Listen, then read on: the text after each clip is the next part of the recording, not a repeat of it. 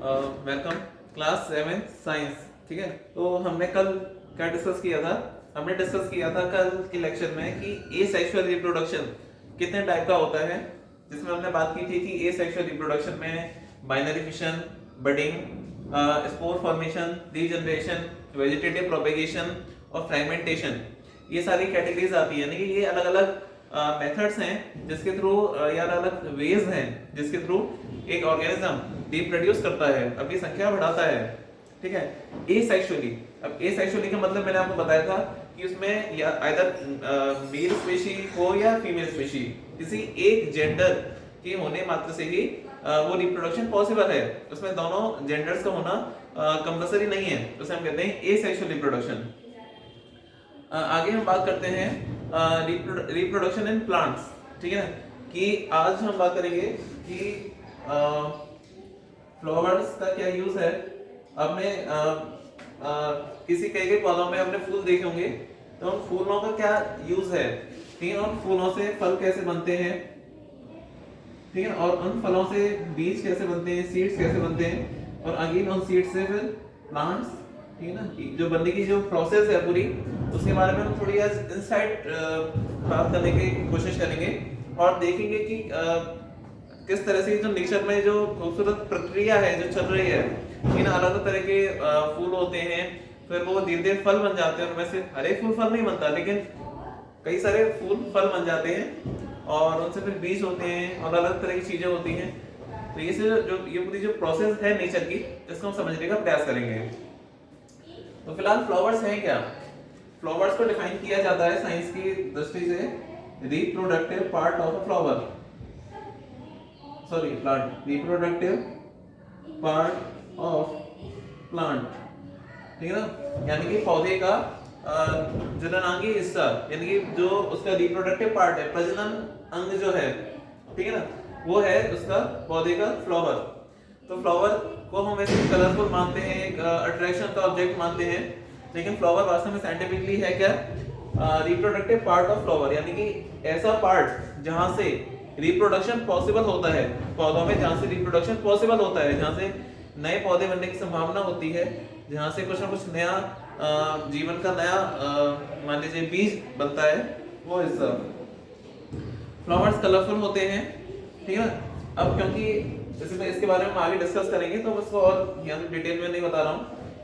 इन्हीं फ्लावर्स से फ्रूट्स बनते हैं, इन्हीं फ्रूट से सीड बनते हैं, सीड से फिर जब सीड्स मिट्टी में जाते हैं, उनसे फिर छोटे छोटे पौधे निकलते हैं, पौधों से फिर धीरे धीरे प्लांट्स बनते हैं, उससे फिर ट्रीज बनते हैं। तो ये सारी चीजें होती हैं। जो एक फ्लावर होता है, यदि आपने उसको देखा होगा, यदि मैं एक फ्लावर का नाम लूं, हिबिस्कस, हिबिस्कस जिसे हिंदी में गुड़हल कहा जाता है, गुड़हल। ठीक है ना, ये रेड पिंक कलर का एक फ्लावर होता है, बड़ा अच्छा होता है। बीच में इसमें एक डंडी सी निकली होती है और चारों तरफ पत्तियां, इसकी पंखुड़ियां होती हैं। बहुत सुंदर लगता है ये फूल देखने में, गुड़हल कहते हैं इसको। ठीक है, तो ये गुड़हल का फूल होता है, ये आपने देखा होगा इसमें। तो मैं भी कोशिश करूंगा कि इसको आपके सामने दिखा सकूं, but for the present lecture मैं आपको थ्योरेटिकली बताऊंगा कि इसके अंदर क्या क्या होता है। ठीक है, गुड़हल के पौधे के फूल के अंदर दो पार्ट होते हैं, एक होता है मेल पार्ट और दूसरा होता है फीमेल पार्ट। मेल पार्ट और फीमेल पार्ट। मेल पार्ट को, इस पूरे मेल पार्ट को कहा जाता है स्टेमन, और जो इसका फीमेल पार्ट होता है उसको कहा जाता है कार्पेल। हिंदी में से पुंकेसर और इसे स्त्री केसर कहा जाता है, इंग्लिश में स्टेमन और कार्पेल कहा जाता है। तो अभी हम जो जिस तरह के रिप्रोडक्शन की बात कर रहे हैं, वो है sexual reproduction. Sexual reproduction, why sexual? Because here both the genders are involved. ठीक है, तो यहाँ दोनों तरह के जेंडर्स इन्वॉल्व हैं, यहाँ मेल पार्ट भी है, फीमेल पार्ट भी है, इसलिए सेक्सुअल रिप्रोडक्शन है। ठीक है, अब जो किसी भी फूल का जो मेल पार्ट होता है, यदि हम उसकी बात करें, तो उसमें भी तीन हिस्से होते हैं, सॉरी दो हिस्से होते हैं उसमें। यदि हम मेल पार्ट की बात करें, तो मेल पार्ट में एक होता है एंथर और दूसरा होता है फिलामेंट। वहीं यदि हम फीमेल पार्ट की बात करें तो फीमेल में 3 हिस्से होते हैं, स्टिग्मा, स्टिल और ओवरी। ठीक है, तो ये जब आप फूल को देखेंगे, गुड़ैल के फूल को या किसी भी ऐसे फूल को जिसमें दोनों पार्ट हैं, तो आप समझ जाएंगे। बट ये समझिए, ये मेल पार्ट में मेल जो पार्ट है उसमें 2 पार्ट होते हैं और फीमेल में 3 पार्ट होते हैं। और ऐसा पॉसिबल है, ऐसा संभव है कि किसी एक फूल में मेल पार्ट भी हो और फीमेल पार्ट भी हो, और ऐसा भी संभव है कि किसी फूल में केवल मेल पार्ट हो लेकिन फीमेल नहीं हो, और ऐसा भी संभव है कि इसमें फीमेल हो और मेल नहीं हो। तो इस तरह के कॉम्बिनेशंस भी नेचर में मिलते हैं। नेचर में बहुत सारी चीजें ऐसी मिलती हैं जो हम कल्पना भी नहीं कर सकते।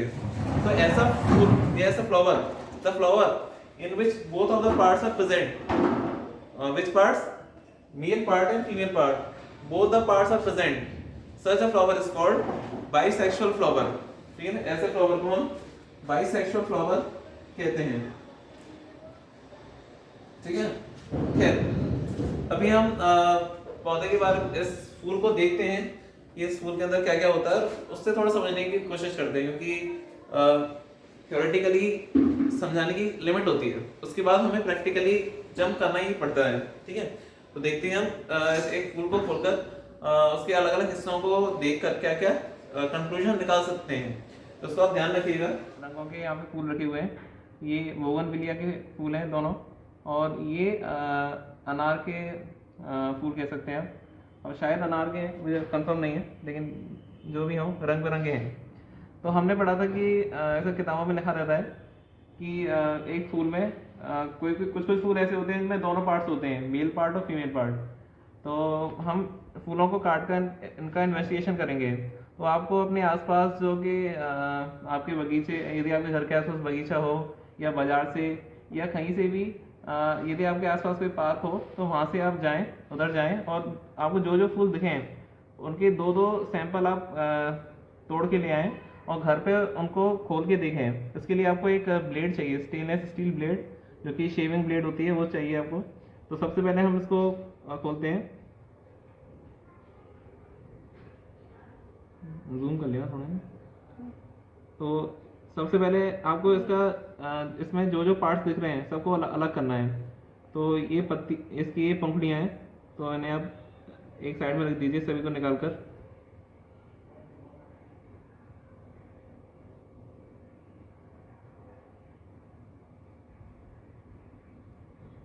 इसके बाद आपको ये जो बीच का हिस्सा बचा हुआ दिखाई दे रहा है, ये वाला, ये इसका मेल पार्ट है, यानी कि इसे हिंदी में कहते हैं पुंकेसर।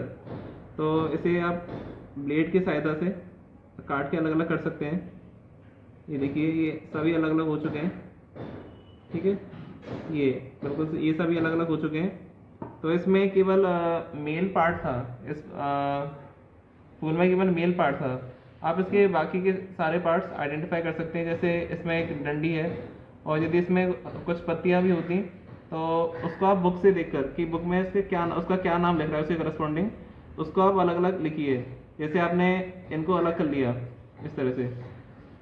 ठीक है, इसके बाद यहाँ पे आप पेन से लिख दीजिए, इसका ये मेल पार्ट है, या इंग्लिश में इसे कहते हैं स्टेमन, इसे कहते हैं पेटल्स।